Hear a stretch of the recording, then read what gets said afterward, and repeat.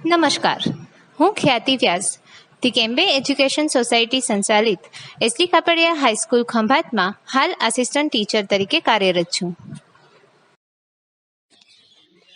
નમસ્કાર વિદ્યાર્થી મિત્રો, આજે આપણે ધોરણ 12ના ઇતિહાસ વિષયના પ્રકરણ 1 પૂર્વ ભૂમિકા અને અર્વાચીન ભારતના ઇતિહાસની આધાર સામગ્રી વિશે માહિતી મેળવીશું. કહેવાય છે કે દસ્તાવેજ નહીં તો ઇતિહાસ નહીં. ઐતિહાસિક દસ્તાવેજો અને સાધન સામગ્રીઓ એ ઇતિહાસ જાણવા માટેનું પ્રથમ આવશ્યક પગલું ગણવામાં આવે છે. ઐતિહાસિક સાધન સામગ્રીઓ અલગ અલગ પ્રકારની હોય છે. તેમાં અમુક સાધન સામગ્રીઓ લેખિત સ્વરૂપે જોવા મળે છે, તો અમુક પુરાતત્વીય સંસાધનોના આધારે પ્રસ્થાપિત થયેલ સાધન સામગ્રીઓ પણ જોવા મળશે. ઇતિહાસકારો જે છે એ આવી અલગ અલગ પ્રકારની સાધન સામગ્રીઓનું અધ્યયન કરે છે અને તેમાંથી સત્ય પ્રાપ્ત કરી અને આપણા સૌની સમક્ષ રજૂ કરે છે. તમને જાણતા નવીન લાગશે કે નેપોલિયનની એક પ્રસિદ્ધ ઉક્તિ છે કે તમે મને કોઈ પણ રાષ્ટ્રની ભૂગોળ વિશે જણાવો, હું તમને તે રાષ્ટ્રનો ઇતિહાસ જણાવીશ. એટલે કે જ્યારે કોઈ વ્યક્તિ અથવા તો કોઈ દેશનો આપણે ઇતિહાસ જાણવો હોય તો તેની ભૂગોળની માહિતીના આધારે આપણે તમામ ઐતિહાસિક બાબતો સરળતાથી જાણી શકીએ છીએ. ઇતિહાસ એ માનવ જીવનની પ્રયોગશાળા છે. જો આપણે ભારતના ઇતિહાસની વાત કરીએ તો ભારતનો સંપૂર્ણ ઇતિહાસ જે છે એમાં અલગ અલગ પ્રજાતિઓ અને વિદેશી પ્રજાતિઓ આપણને અહીં આવેલી જોવા મળે છે. લગભગ 200 વર્ષ સુધી અંગ્રેજોએ ભારત પર રાજ કર્યું અને અલગ અલગ પ્રકારની પ્રજાતિઓ ભારતમાં અહીં આવતી જોવા મળી છે.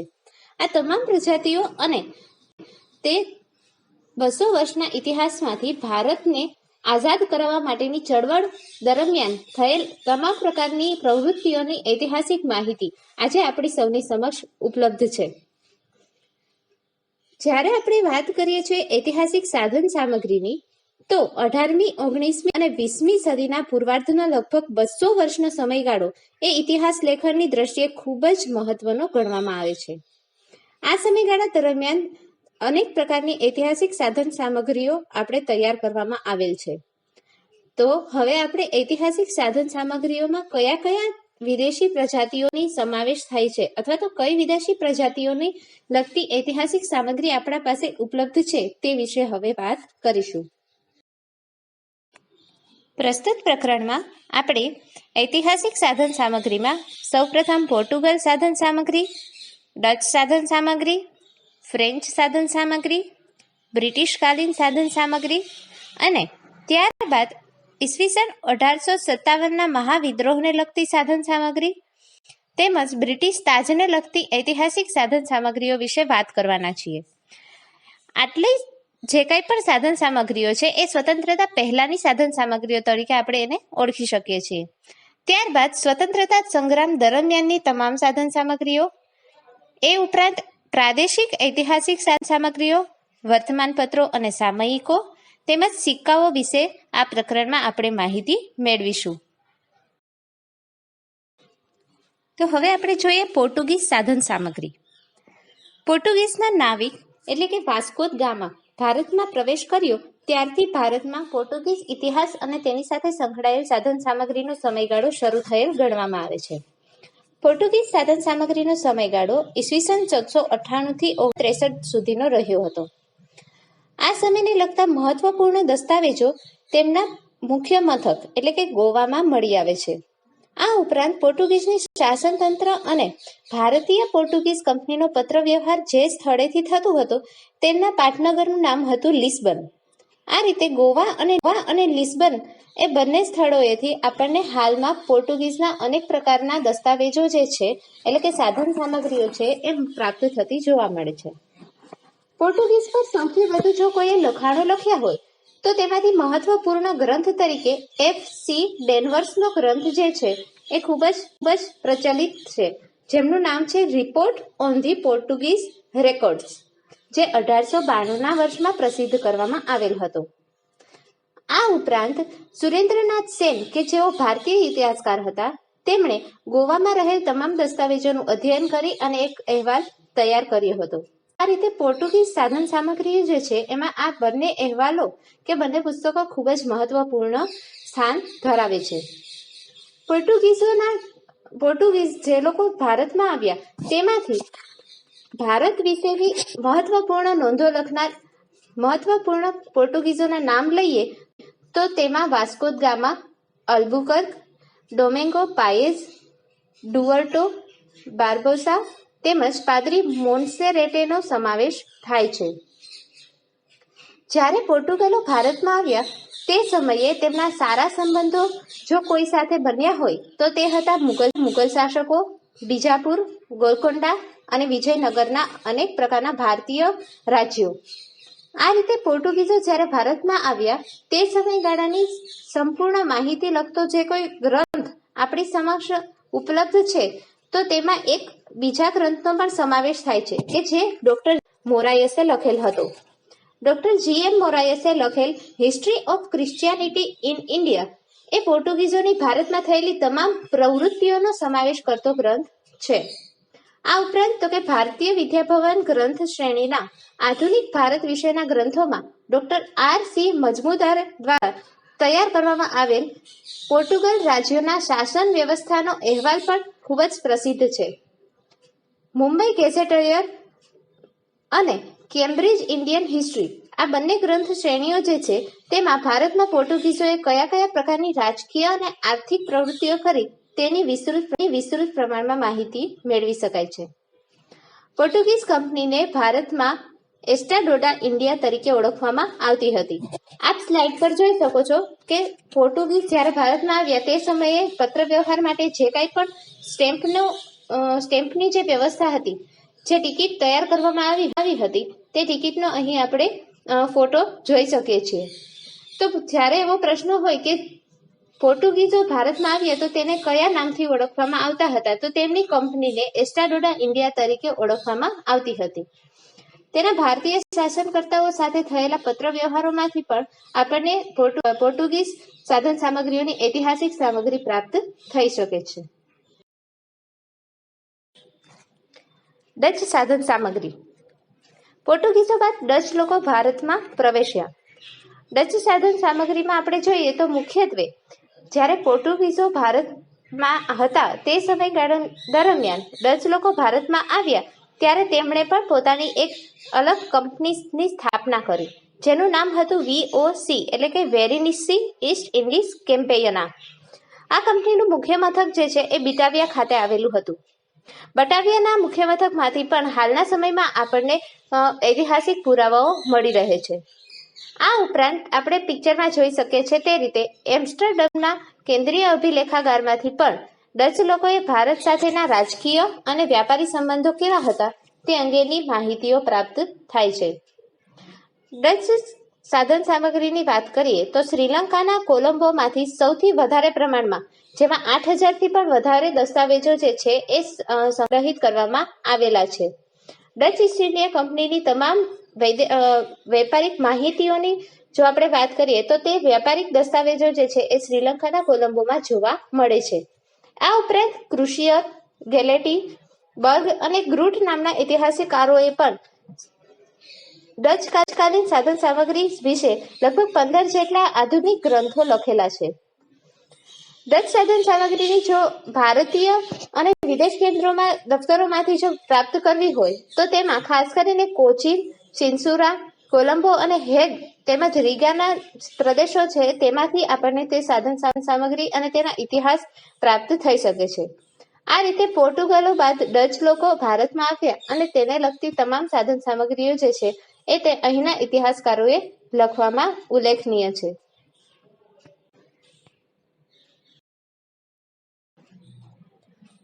પોર્ટુગીઝ અને ડચ લોકો આવ્યા ત્યારબાદ ભારતમાં પ્રવેશ કરનાર વિદેશી પ્રજાતિ તરીકે ફ્રેન્ચ લોકોનો સમાવેશ થાય છે.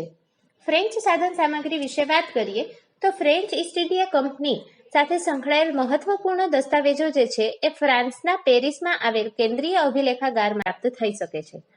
આ ઉપરાંત તો કે મહત્વપૂર્ણ પ્રવૃત્તિઓ ભારતમાં કયા સ્થળે થઈ હતી તો તેમાં ચેન્નઈ, મૈસૂર, હૈદરાબાદ આ 3 સ્થાનો એવા છે કે જ્યાં આપણને ફ્રેન્ચની અગત્યની પ્રવૃત્તિઓના રેકોર્ડ્સ મળી રહે છે. તેના સરકારી અભિલેખાગારોમાંથી પણ આપણને કંપની વિશેની અલગ અલગ ઐતિહાસિક માહિતીઓ સરળતાથી પ્રાપ્ત થઈ શકે છે. 17મી અને 18મી સદીઓમાં ભારતમાં બર્નિયર, ટેવર્નિયર અને થેવે નામના ફ્રેન્ચ પ્રવાસીઓ આવ્યા અને તેમને અલગ અલગ પ્રકારના આવેલ પ્રવાસીઓ વિશેની પ્રવાસ નોંધોમાંથી પણ આપણને ઇતિહાસ વિશેની માહિતી જાણવા મળી શકે છે. તેઓએ ભારતની આર્થિક પરિસ્થિતિનો ચિતાર મળી શકે તે રીતે પ્રવાસ નોંધો તૈયાર કરેલ છે. ઇન્ડિયા ઓફિસ લાઇબ્રેરી, લંડન અને દિલ્હી રાષ્ટ્રીય અભિલેખાગારમાંથી પણ ફ્રેન્ચ કંપની વિશેના મહત્વપૂર્ણ દસ્તાવેજો પ્રાપ્ત થઈ શકે છે. આ ઉપરાંત વાત કરીએ તો આધુનિક ગ્રંથોના G.B. મેલેસનના પુસ્તક history of the French in India એ એક મહત્વપૂર્ણ પુસ્તક ગણાય છે. આ સિવાય તો કે ડોડવેલનું મદ્રાસ આજ્ઞાપત્રનું કેલેન્ડર અને ડુપ્લે એન્ડ ક્લાઇવના ગ્રંથો પણ ખૂબ જ અગત્યના સાબિત થયા છે. હિલ અને ફોરેસ્ટ દ્વારા પણ અનેક પ્રકારના લેખનો કરવામાં આવ્યા છે. લોરેન્સનો ગ્રંથ એંગ્લો ફ્રેન્ચ વોર એક ફ્રેન્ચ માટેના તમામ ઐતિહાસિક બાબતોનો સમાવેશ કરતો ખૂબ જ અગત્યનો ગ્રંથ ગણવામાં આવે છે. આ ઉપરાંત તો કે આનંદરંગ પિલ્લાઈનો ગ્રંથ અને એંગ્લો ફ્રેન્ચ વોરને આપણે 12 વિભાગોમાં વિભાજિત કરી અને પ્રસિદ્ધ કરવામાં આવ્યો છે. ખાસ યાદ રાખવાની બાબત છે કે લોરેન્સનો ગ્રંથ એંગ્લો ફ્રેન્ચ વોર અને આનંદરંગ પિલ્લાઈની નોંધ કે જેને એંગ્લો ફ્રેન્ચ વોરના 12 ગ્રંથોમાં પ્રસ્તાવિત કરવામાં આવેલ છે તેમાં ફ્રેન્ચ જ્યારથી ભારત આવ્યા ત્યારથી લઈ અને તેમના શાસનકાળ દરમિયાનની તમામ વેપારિક, ઐતિહાસિક તમામ પ્રવૃત્તિઓનો સમાવેશ અહીં કરવામાં આવે છે. આ ઉપરાંત વિલ્કિન્સને લખેલ દક્ષિણ ભારતના ઇતિહાસની રૂપરેખા પણ ઐતિહાસિક સામગ્રીના ગ્રંથમાં ખૂબ જ મહત્વપૂર્ણ સ્થાન ધરાવે છે. હવે શરૂ થશે બ્રિટિશકાલીન સાધન સામગ્રી. પોર્ટુગીઝ, ડચ અને ફ્રેન્ચ લોકો બાદ બ્રિટિશરોનું ભારતમાં આગમન થયું અને તેના વિશે લખાયેલી ઐતિહાસિક સામગ્રી વિશે હવે આપણે માહિતી મેળવીશું.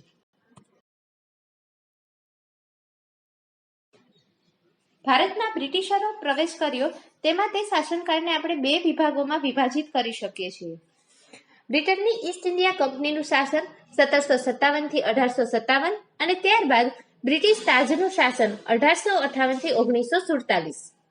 ભારતમાં લગભગ કહીએ તો 200 વર્ષ સુધીના લાંબા સમયગાળા સુધી બ્રિટિશરોએ શાસન કર્યું અને બ્રિટિશકાલીન ઇતિહાસની તમામ પ્રકારની માહિતીઓ આજે પણ આપણને ઉપલબ્ધ થઈ શકે છે.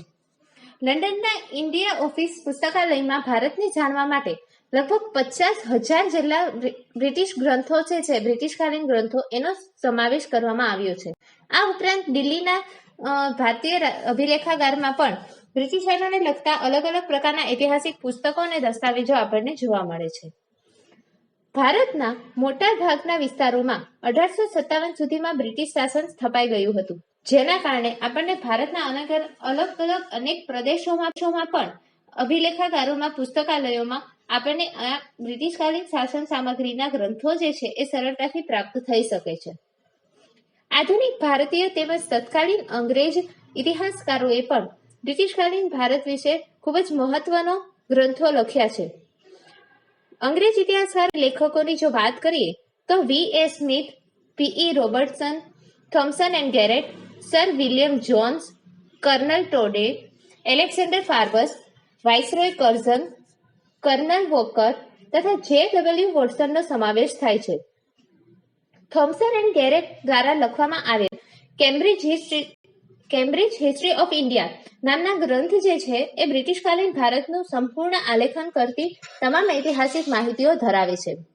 આ ઉપરાંત ભારતમાં આવનાર અલગ અલગ પ્રકારના વાઇસરોયો પર પણ જીવન કવન ઉપર અનેક પ્રકારના ગ્રંથો લખાયા છે, જેમાં મુખ્યત્વે વેલેસ્લી, વિલિયમ બેન્ટિંગ, ઓકલેન્ડ, એલેન બરો, ડેલહાઉસી, લિટન, રિપન, કર્ઝન અને માઉન્ટ બેટનનો સમાવેશ થાય છે. આ પુસ્તકોમાં ગવર્નર જનરલ કે વાઇસરોયની ભારતીય નીતિઓનો સમાવેશ થાય છે અને તે ઉપરાંત વિભિન્ન સુધારાઓ અને સામ્રાજ્યવાદી નીતિઓનો પણ સમાવેશ થતો જોવા મળે છે. બ્રિટનકાલીન ઇતિહાસની વાત કરીએ તો સૌથી મહત્વનું ઐતિહાસિક ગ્રંથ જે છે એ બ્રેડન પોલવેલ દ્વારા લખવામાં આવેલ છે, જેનું નામ છે land system of British India.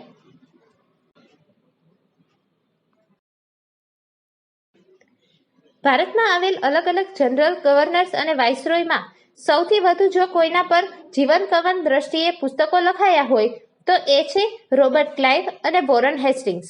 તેમને અમલમાં મૂકેલ અલગ અલગ પ્રકારની નીતિઓ અને તેમને કરેલ સુધારાઓના આધારે સૌથી વધુ આ બંને અંગ્રેજ ગવર્નર ઉપર જીવન કવનને લગતા પુસ્તકો આપણને હાલ પણ પ્રકાશિત થયેલ જોવા મળે છે.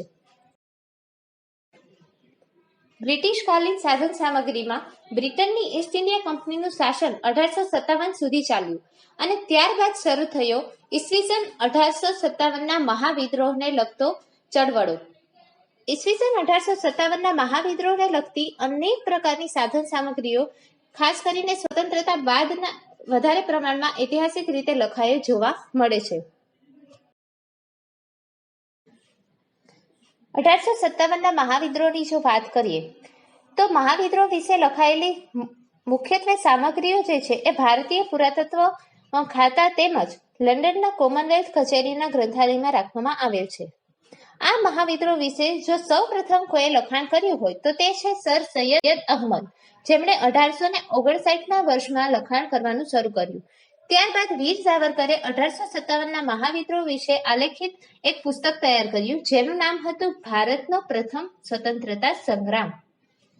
સુરેન્દ્રનાથ સેને પણ મહત્વપૂર્ણ કહી શકાય તેવો ઐતિહાસિક ગ્રંથ બહાર પાડ્યો હતો. એનું નામ હતું 1857.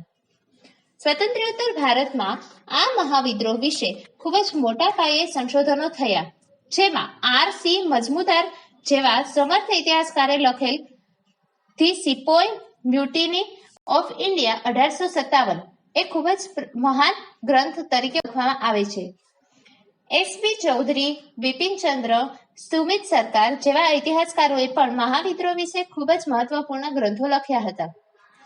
1857ના મહાવિદ્રોહ વિશે મહાન સામ્યવાદી ચિંતક કાર્લ માર્ક્સ અને ઇંગ્લેન્ડના વડાપ્રધાન ડિઝરાયલીએ પણ મહત્વપૂર્ણ લખાણો લખ્યા છે.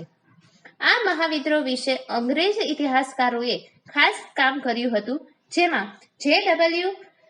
કેચીએ અને કર્નલ G.B. મોલેસના ગ્રંથ history of the sepoy war ખૂબ જ મહત્વપૂર્ણ એવું આગળ પડતું સ્થાન ધરાવે છે. જોન કે અને સિગિયરે પણ આ મહાવિદ્રોહ વિશે મહત્વપૂર્ણ સામગ્રીઓ પ્રદાન કરી છે. ગુજરાતની વાત કરીએ તો ગુજરાતમાં 1857ના મહાવિદ્રોહ સંદર્ભે ડોક્ટર R.K. ધારૈયાનો ગ્રંથ જે છે એ સંશોધન ગ્રંથ ખૂબ જ પ્રચલિત બન્યો છે. તો આ રીતે બ્રિટિશકાલીન ઈસ્ટ ઇન્ડિયા કંપનીના શાસન સામગ્રી તેમજ ત્યારબાદ શરૂ થયેલ 1857ના મહાવિદ્રોહની શાસન સામગ્રી હાલ પણ આપણા પાસે ઉપલબ્ધ છે. બ્રિટિશ ઈસ્ટ ઇન્ડિયા કંપની અને ત્યારબાદ 1857ના મહાવિદ્રોહ બાદ શરૂ થાય છે બ્રિટિશ તાજનો શાસન સમયગાળો. 1857ના મહાવિદ્રોહ પછી તાજના શાસનકાળ દરમિયાન શરૂ કરી અને સ્વતંત્રતા સુધી તમામ પ્રકારના ઐતિહાસિક ગ્રંથો જે છે અથવા તો પુસ્તકો છે તેમાંથી આપણને અંગ્રેજોની વિભિન્ન નીતિઓની વિશે માહિતી પ્રાપ્ત થાય છે. તેમાં V.A. સ્મિથનું Oxford history of India, P.A. રોબર્ટસનનું હિસ્ટ્રી ઓફ બ્રિટિશ ઇન્ડિયા અને થોમ્સન એન્ડ ગેરેટનું rise and fulfilment British rule in India આ અગત્યના ગ્રંથો ગણી શકાય છે. ભારતના બંધારણીય ઇતિહાસને ઉજાગર કરવા માટે લખાયેલ મુખ્ય મહત્વનો ગ્રંથ A.C. બેનર્જી કૃત ઇન્ડિયન કોન્સ્ટિટ્યુશનલ ડોક્યુમેન્ટ્સ અને K.B. કીથનું ભારતનો બંધારણીય ઇતિહાસ એ ખૂબ જ આગળ પડતું સ્થાન ધરાવે છે.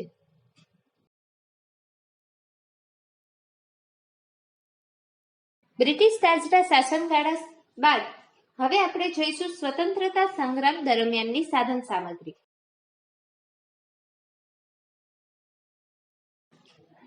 સ્વતંત્રતા સંગ્રામ દરમિયાન કરવામાં આવેલી પ્રવૃત્તિઓ પર જો કોઈ પુસ્તકો લખવાનું શરૂ કર્યું હોય તો તે મહત્વના 2 પુસ્તકોથી શરૂઆત કરવામાં આવી હતી, જેમાં પ્રથમ પુસ્તક હતું દાદાભાઈ નવરોજીનું પુસ્તક poverty and un-British rule in India અને રમેશચંદ્ર દત્તનું પુસ્તક ઇકોનોમિક હિસ્ટ્રી ઓફ ઇન્ડિયા. આ બંને પુસ્તક બાદ અનેક અલગ ઇતિહાસકારોએ તેના પર લખાણો લખ્યા છે, જેમાં પટ્ટાભી સીતારમૈયાનું ગ્રંથ history of Indian National Congress તેમજ ડોક્ટર તારાચંદના ફ્રીડમ મુવમેન્ટ ઓફ ઇન્ડિયાના ગ્રંથો જે છે એ મહત્વપૂર્ણ કહી શકાય. આધુનિક ભારતીય ઇતિહાસકારોએ સ્વતંત્રતા સંગ્રામ વિશે 1950 પછી અલગ અલગ દ્રષ્ટિકોણે ઇતિહાસ લખવાનું શરૂ કર્યું. આવા મહત્વપૂર્ણ ગ્રંથોમાં ભારતીય વિદ્યાભવન ગ્રંથ શ્રેણીનો સમાવેશ થાય છે. આર.સી. મજમુદારના નેતૃત્વ હેઠળ સમગ્ર ભારતનો ઇતિહાસ લગભગ 12 જેટલા વિભાગોમાં પ્રકાશિત કરવામાં આવેલ છે. સુમિત સરકાર, બિપિનચંદ્ર, રજની પામદત્ત, પંડિત સુંદરલાલ, અમલેન્દુ ગુહા જેવા મોટા ભાગના ઇતિહાસકારોએ સ્વતંત્રતા સંગ્રામ ઉપર મહત્વપૂર્ણ ગ્રંથો લખ્યા છે. રાજા રામમોહન રાયથી લઈ અને મહાત્મા ગાંધી સુધીના મહાન ભારતીયો વિશે પણ અલગ અલગ પુસ્તકો લખાયા છે. નગેન્દ્રનાથ ગુપ્તાનું પુસ્તક 7 લાઇવ્સ આ ક્ષેત્રે મહત્વપૂર્ણ બની રહે છે.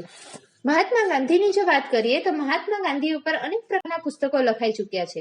જેમાં તેમના જીવન કવનનો અંદાજ મેળવીએ તો જીવન કવન વિશે લખાયેલા અલગ અલગ પુસ્તકોમાંથી સૌથી વધુ 100 પુસ્તકો લખાયેલ ગ્રંથ શ્રેણી જે છે તેને નવજીવન પ્રકાશને ગાંધીજીના અક્ષરદેહ તરીકે પ્રકાશિત કર્યું હતું. ગાંધીજીની આત્મકથા પણ આ ક્ષેત્રે ખૂબ જ મહત્વપૂર્ણ ગ્રંથ ગણી શકાય. એ ઉપરાંત મહાદેવભાઈ દેસાઈએ ગાંધીજીના જીવનચર્યાને 40 વિભાગોમાં વિભાજિત કરી મહાદેવભાઈ દેસાઈની ડાયરી શીર્ષક તળે આવરી અને પ્રકાશિત કરેલ છે. ગાંધીજીના જીવન કવન પર અનેક પ્રકારના પુસ્તકો લખાયા છે. આ ઉપરાંત નારાયણ દેસાઈ, મનુ ગાંધી, જવાહરલાલ નહેરુ, સરદાર પટેલ અને ડોક્ટર આંબેડકરે પણ મહત્વપૂર્ણ ઐતિહાસિક ગ્રંથો ખુદ લખ્યા છે. લેપિન્સ અને કોલિયરે અડધી રાત્રે આઝાદી એવો અગત્યનો ગ્રંથ લખ્યો છે. તો રામચંદ્ર ગુહાએ પણ ઇન્ડિયા આફ્ટર ગાંધી અને રિપિનચંદ્રએ લખેલ સ્વતંત્રતા કે બાદ કા ભારત જેવા અગ્રીમ ગ્રંથોનો સ્વતંત્રતા સંગ્રામ દરમિયાનની સાધન સામગ્રી તરીકે સમાવેશ કરી શકાય છે.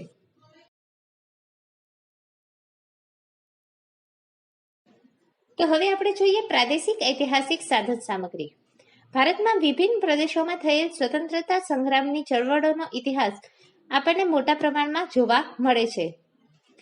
ખાસ કરીને આ લખાણોની વાત કરીએ તો મગનલાલ વખતચંદે લખેલ ગુજરાત દેશનો ઇતિહાસ અને અમદાવાદનો ઇતિહાસ પુસ્તકો જે છે એ ખૂબ જ મહત્વપૂર્ણ પ્રદાન કરે છે. એલેક્ઝાન્ડર ફાર્બસે લખેલ રાસમાળામાં ગુજરાતનો સંપૂર્ણ ઇતિહાસ દર્શાવવામાં આવેલ છે. તેમજ કર્નલ ટોડેએ લખેલ ટ્રાવેલ્સ ઇન વેસ્ટર્ન ઇન્ડિયામાં રાજસ્થાન અને ગુજરાતની અનેક પ્રકારની પ્રવાસ નોંધો લખવામાં આવેલ છે. તો આ રીતે ગુજરાતના અલગ અલગ ક્ષેત્રોમાં તેમજ ભારતના અલગ અલગ રાજ્યોમાં પરિભ્રમણ કરી અને અલગ અલગ નોંધો તેમજ પુસ્તકો લખવામાં આવેલ છે, જે આપણે પ્રાદેશિક ઐતિહાસિક સાધન સામગ્રીની માહિતી આપણને પૂર્ણ કરે છે. ગુજરાતમાં આ પ્રકારના પ્રાદેશિક ગ્રંથોમાં સૌથી વધુ વિદ્યાભવન દ્વારા 10 ગ્રંથોની ગ્રંથ શ્રેણી તૈયાર કરી અને અનેક વિભાગોમાં તેને બહાર પાડવામાં આવી છે. ત્યારે તેમાં સૌથી વધુ બ્રિટિશકાલીન ઇતિહાસ અંગે લખાણો આપણને જોવા મળે છે. આ ઉપરાંત વાત કરીએ તો જેમ્સ મેકમર્ડો, કર્નલ વોકર જેવા અંગ્રેજી અધિકારીઓએ પણ કચ્છ અને કાઠિયાવાડ ક્ષેત્રમાં પરિભ્રમણ કરી તેના વિશે વિશિષ્ટ ગ્રંથો લખ્યા છે. એ ઉપરાંત જદુનાથ સરકાર અને G.S. સરદેસાઈ નામના મહાન ઇતિહાસકારોએ પણ આધુનિક કાળ વિશે અલગ અલગ પ્રકારના લખાણો લખ્યા છે. ગાયકવાડી શાસન અને કચ્છ તેમજ કાઠિયાવાડના દેશી રાજ્યો સાથે સંકળાયેલ અનેક પ્રકારના ખતપત્રો જે છે એ હાલના સમયમાં પણ ઇતિહાસનો પુરાવો રજૂ કરે છે. તો આમ પ્રાદેશિક ઐતિહાસિક સાધન સામગ્રીઓ હાલના સમયમાં પણ આપણે ભારતના ઇતિહાસ વિશેની સંપૂર્ણ માહિતીઓ પ્રદાન કરે છે. તમામ પ્રકારની વિદેશી પ્રજાઓના શાસનકાળ અને તે દરમિયાન થયેલ સાધન સામગ્રી નો ઇતિહાસ પૂર્ણ કર્યા બાદ હવે આપણે જોઈએ તો કે કયા પ્રકારના સામાન્ય પત્રકો જે છે આપણા પાસે ઉપસ્થિત છે. તો તેમાં સમાવેશ થાય છે વર્તમાનપત્રો અને સામયિકો.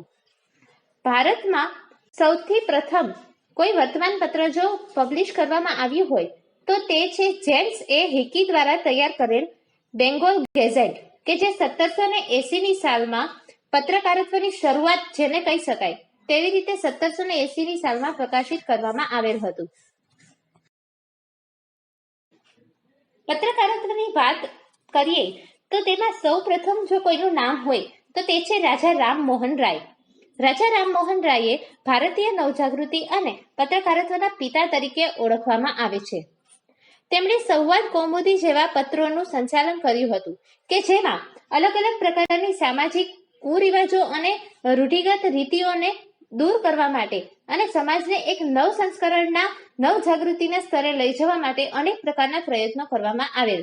આથી તેમને પત્રકારત્વના પિતા તરીકે પણ ઓળખવામાં આવે છે. સ્વતંત્રતા સંગ્રામ સાથે સંકળાયેલ વિશિષ્ટ વર્તમાનપત્રોની જો વાત કરીએ તો તેમાં દાદાભાઈ નવરોજી દ્વારા પ્રકાશિત થયેલ રાષ્ટ્રગોપ્તા, મુંબઈ સમાચાર, કેશવચંદ્ર સેનના સુરતી સમાચાર, લોકમાન્ય તિલકના મરાઠા અને કેસરી, એની બેસન્ટનું ન્યૂઝપેપર, બે વર્તમાનપત્રો જે છે તેમાં ન્યૂ ઇન્ડિયા અને કોમનવેલ્થનો સમાવેશ થાય છે.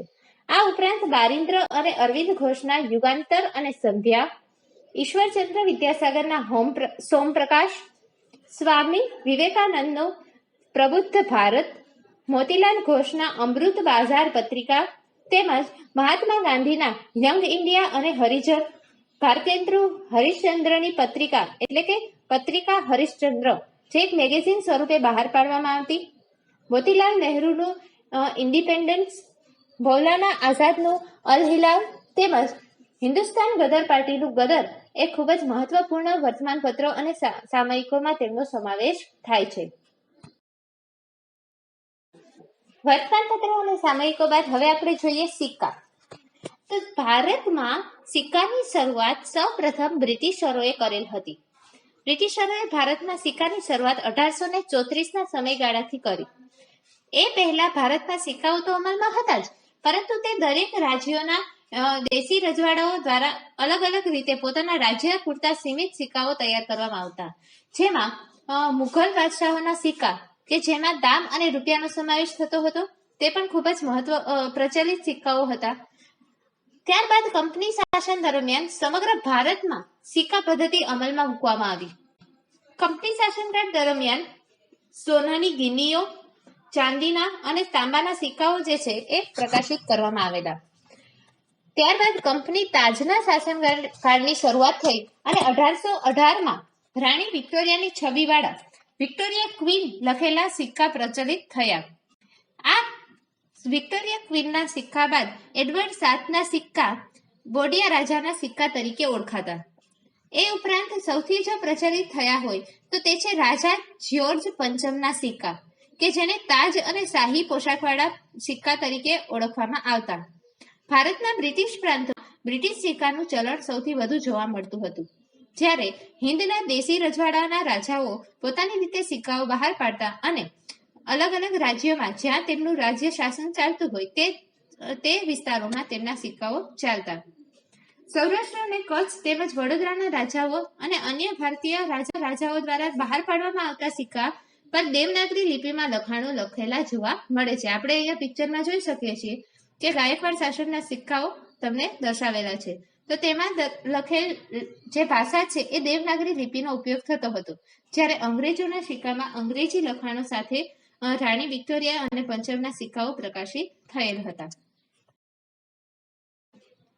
તો આ રીતે ભારતમાં આવેલ વિવિધ વિદેશી પ્રજાઓ એટલે કે પોર્ટુગીઝ, ડચ, ફ્રેન્ચ, બ્રિટિશ તેમજ 1857ના મહાવિદ્રોહ અને ત્યારબાદ શરૂ થયેલ બ્રિટિશ તાજ અને સ્વતંત્રતા સંગ્રામ તેમજ પ્રાદેશિક ઇતિહાસની તમામ માહિતીઓ આપણને પ્રાપ્ત થઈ શકે છે. આ ઉપરાંત વર્તમાનપત્ર, સામયિકો અને સિક્કાઓ દ્વારા પણ આપણે અલગ અલગ પ્રકારના ઐતિહાસિક બાબતો જે છે, ઇતિહાસ જે છે એની માહિતી મેળવી શકીએ છીએ. ભારતમાં ચાલેલ લગભગ 200 વર્ષ સુધીના લાંબા સમયગાળા સુધી બ્રિટિશરોનું જે રાજ ચાલ્યું તેના વિશેની અલગ અલગ માહિતીઓ જે છે એ અંગ્રેજીમાં પણ ઐતિહાસિક સામગ્રી આપણને પ્રાપ્ત થઈ શકે છે. અલગ અલગ ભાષાઓ, અલગ અલગ વિદેશી પ્રજાતિઓ ભારતમાં આવી અને સમય જતાં જે કાંઈ પણ વિકાસ થયો તેની તમામ માહિતીઓ આજે આપણે ઐતિહાસિક સાધન સામગ્રી દ્વારા પ્રાપ્ત કરી શકીએ છીએ. લગભગ 100 વર્ષ લાંબા ચાલેલ સ્વતંત્રતા સંગ્રામ અને તેના અગ્રગણ્ય નેતાઓ વિશે પણ મોટા પ્રમાણમાં લખાણો લખાયા છે. આ બધી જ બાબતો ધ્યાનમાં રાખી લઈએ તો આધુનિક ઇતિહાસકારોએ આધુનિક ભારત વિશે લખી શકાય તે પ્રકારના સ્વતંત્રતા સંગ્રામના ઇતિહાસ પર ખૂબ જ મહત્વપૂર્ણ લખાણો લખ્યા છે, જેના આધારે આજે પણ આપણે 21મી સદીમાં પણ આપણે આપણો ઇતિહાસ સરળતાથી યાદ રાખી શકીએ છીએ. આઈ હોપ કે આ તમામ માહિતીઓ તમને સરળતાથી સમજાઈ ગઈ હશે અને આગળના તમામ વિડીયો જે છે એ આપ સરળતાથી સમજી શકો એ માટે અલગ અલગ સમયે આપની સમક્ષ પ્રસ્તુત કરવામાં આવશે.